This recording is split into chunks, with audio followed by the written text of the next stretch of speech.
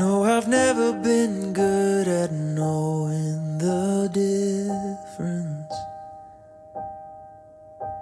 of when to let it go and when to keep wishing.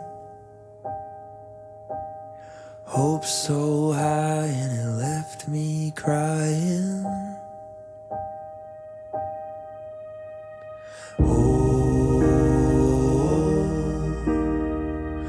Probably do it again. No, wrestle in my expectations. Well, I lost my trust and it went with no warning. You could hear it in my voice when I told you the story.